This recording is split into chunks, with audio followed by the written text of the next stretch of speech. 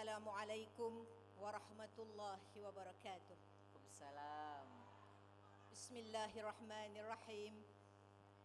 Alhamdulillahilladzi hadana lihaza wa ma kunna linahtadiya laula an hadana Allah. Laqad ja'at rusulu rabbina bil haqq wa nudu an tilkumul jannah awrastumuha bima kuntum ta'malun. Wassalatu wassalamu ala Rasulillah wa man tabi'ahu wa wala. Yang berbahagia, Timbalan Pengurusi Tetap Pergerakan Wanita UMNO Malaysia Datuk Hajah Sarifah Aminah Said Muhammad. Yang dikasihi Ketua Pergerakan Wanita UMNO Malaysia Datuk Seri Panglima Shahrizad Abdul Jalil. Yang dikasihi Naib Ketua Pergerakan Wanita UMNO Malaysia Datuk Azizah Datuk Seri Panglima Haji Muhammad Dun. Yang dikasihi Ketua Pergerakan Wanita UMNO Negeri Kedah Datuk Dr. Mazna Hamid. Yang berbahagia dan yang berhormat Barisan Exco Pergerakan Wanita UMNO Malaysia. Yang berbahagia dan yang berhormat Wakil Ahli-Ahli Majlis Tertinggi UMNO. Para perwakilan yang saya kasihi, anak-anak nadi bakal menyambung denyutan perjuangan kami. Para pemerhati, datuk-datuk, datin-datin, bakal-bakal datuk, bakal-bakal datin. Salam satu Malaysia, salam negeri Kedah aman makmur. Saya Masyitah binti Ibrahim, Ketua Pergerakan Wanita UMNO bahagian Baling, mewakili Pergerakan Wanita UMNO Negeri Kedah Darul Aman, turut serta dalam persidangan agung wanita di Dewan Yang Mulia ini untuk menyokong usul agama yang telah dicadang oleh Kelantan. Para perwakilan yang saya hormati, asas dan tujuan UMNO ditegakkan telah termaktub dalam Perlembagaan UMNO Fasal 3 yang menyebut dengan jelas bahawa perjuangan UMNO ini adalah perjuangan yang berasaskan kepada agama, bangsa dan tanah air. Cukup jelas. Bagaimanapun semenjak 2 menjak ni, kita digemparkan dengan pelbagai isu yang mencabar kewibawaan kita. Negara yang menobatkan Islam sebagai agama persekutuan. Laungan azan, bukan Islam sudah berani caci, berani maki. Bak kutih, dah ada yang halal. Ibu-ibu tunggal diberi makan di gereja. Hukum hakam dan fatwa boleh dicabar. Kilang roti, kilang bihun yang orang Islam makan dibuat satu tempat dengan kilang babi. Jantina tidak keruan. Yang lelaki nak jadi perempuan, yang perempuan nak jadi lelaki. Di PWTC ni para perwakilan ada 3 bilik air. Satu untuk laki-laki, satu untuk perempuan, satu lagi dia tulis OKU, tu pun yang tak OKU pun masuk. Besok kita kena minta PWTC tukar OKJ, orang keliru jantina. Di Kuala Kedah, Kak Ta baru cerita dekat saya baru-baru ni, masyarakat Cina bakar Al-Quran sehelai demi sehelai di waktu mereka mengadakan upacara sembahyang. Adakah kita nampak perkara ni macam biasa saja? Atau adakah para perwakilan dalam dewan ini yang mewakili suara seluruh wanita UMNO rasa tercabar, rasa tak? Rasa sensitif, rasa tak? Rasa sedih, rasa tak? Rasa geram, rasa tak? Kalau rasa, kenapa tak bersuara? Jangan diam. Mana suara kita di alam maya? Mana suara kita di media? Kita jadi silent majority. Bila tanya, akak memang tak setuju. Tapi akak malas lah nak gaduh-gaduh dengan dia orang. Tapi akak memang tak setuju.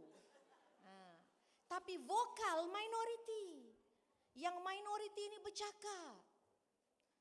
Senario hari ini menyaksikan Kedudukan Islam dan hak istimewa orang Melayu terus dicabar. Kita diasak daripada pelbagai sudut. Pernyataan, perbuatan, penulisan, pemikiran, baik dalam akhbar, laman web maupun ceramah, saban hari ada saja perkara berkenaan Islam ini dipertikaikan. Heran.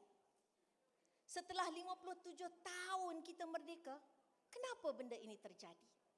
Adakah disengajakan untuk memecah belahkan perpaduan masyarakat Malaysia berbilang bangsa? Ataupun mungkin ia gimmick politik bagi mereka yang mempunyai kepentingan? Atau mungkin juga ia adalah revolusi ICT dan juga kesan globalisasi? Atau mungkin juga agenda jahat musuh Islam yang cemburu dengan kejayaan Malaysia?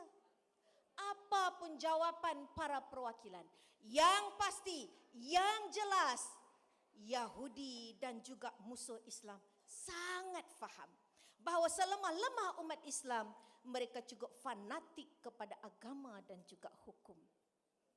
Orang Melayu, kalaupun dia curi ayam, nak makan dia sembelih juga. Dia lemah macam mana pun Islam dia, tapi bab hukum dia cukup jaga. Orang Melayu boleh pergi dekat sempadan Siam, malam dia langgan GRO, siangnya dia sibuk cari ada tak hotel halal nak makan breakfast. Maka itu agenda musuh Islam. Bukan mengajak kita murtad atau keluar Islam, tetapi mereka akan kelirukan umat Islam. Mereka perlu mencipta Islam dan ulama gaya baru. Hal ini telah disebut oleh Rasulullah sallallahu alaihi wasallam dalam sebuah hadis. Nabi susah hati, tuan-tuan dan puan-puan. Nabi sebut apa? Kaifa antum? Agaknya bagaimanalah umat aku, Nabi kata. Iza tagha nisa'ukum wa fasaqa syubbanikum wa taraktum jihadukum. Macam mana kamu nak hidup apabila wanita-wanita ini tagha? Tagha bahasa Arab dia kata fadha wastabadda, makna wanita ni mendominasi. Akan berlaku satu keadaan wanita ni dominasi. Rata-rata wanita, IPT wanita, rumah wanita, tempat kerja wanita, buat kerja semua wanita. Mana pergi laki-laki? Saya minum Ustaz dulu. Dia tanya mana pergi laki-laki? Suamiku sotong. Suamiku house husband. Suamiku di pusat serenti, yang mana mesyuarat cawangan pun kalau tak ada wanita silap-silap boleh mati.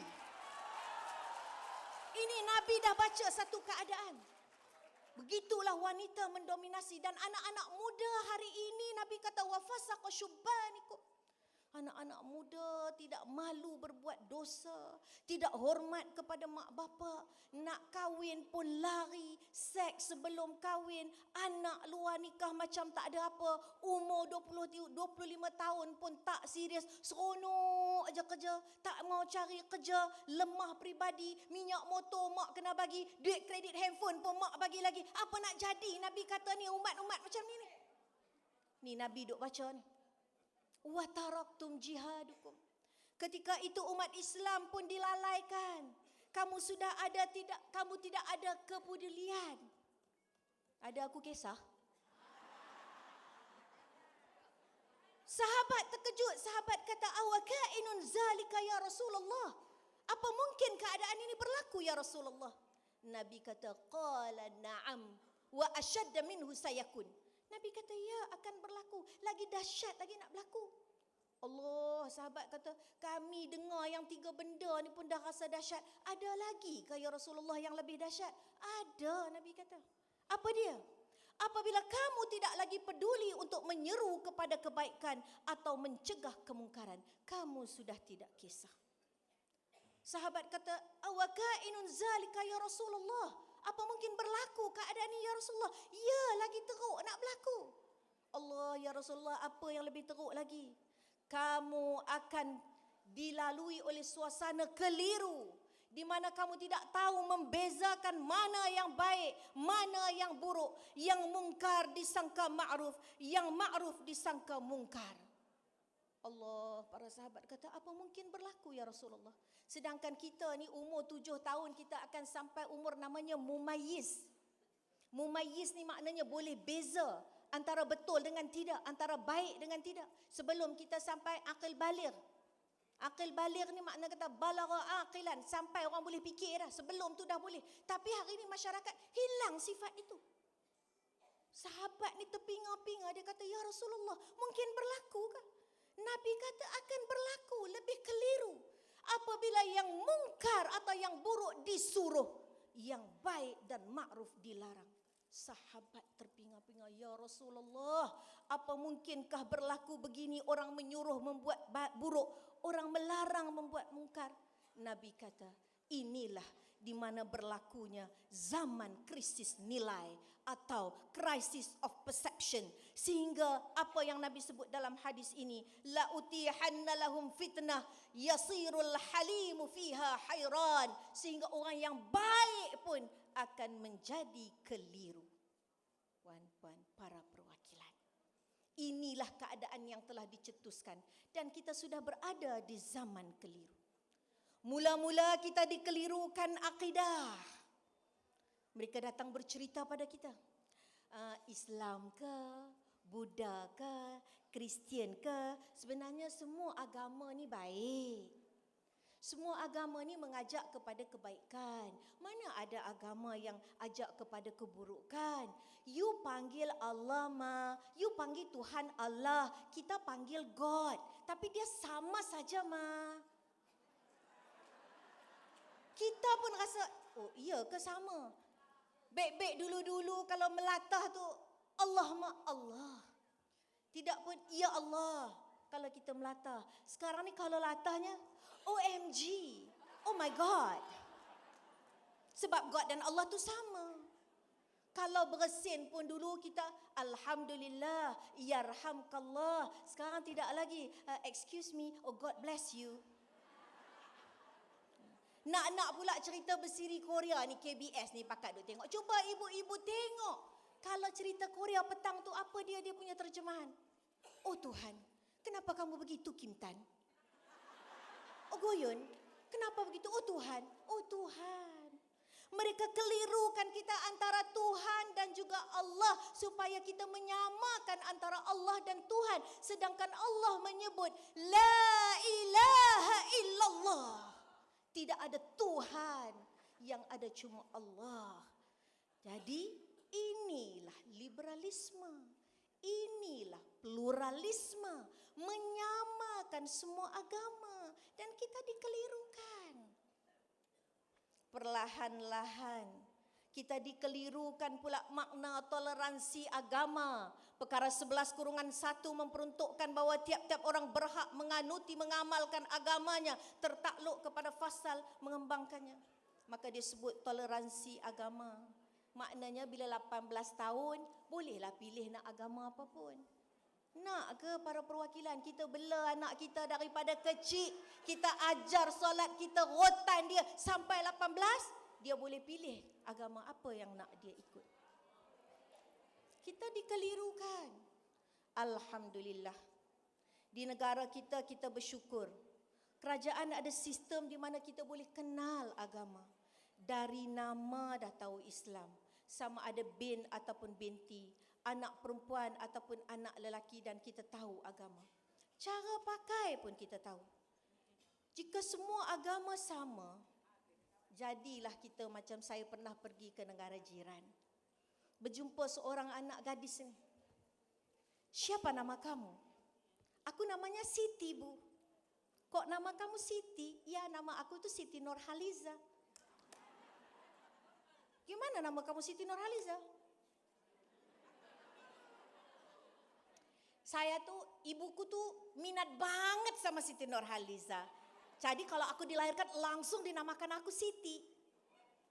Kamu Muslim ya Siti? Oh enggak Bu, aku enggak Muslim, aku Kristen. Kok kamu namanya Siti tapi Kristen? Ya Bu, kalau di sini Ibu nggak bisa membedakan antara yang Kristen atau enggak dari namanya. Yang namanya Siti, yang namanya Edi, yang namanya Rudi, yang namanya Hartono, yang namanya Baim, itu belum tentu Muslim, namanya Kristen. Yang namanya Tony, yang namanya Alek itu boleh jadinya Muslim, Bu. Pakai kopiah muka Melayu, ngomongnya Melayu tapi nggak bisanya semua Islam. Loh, kok gitu Siti? Ya Ibu, tapi aku Bu, pacarku itu Muslim. Kok kamu boleh pacaran sama orang Muslim, kamu tuh Kristen? Aku nggak apa-apa Bu. Kalau di kampungku, yang Muslim bisa aja kawin campur tanpa menukar agamanya. Bisa ya? Bisa Bu. Kawin campur bisa. Nanti kalau mati kuburannya juga bisa campur. Kubur pun campur.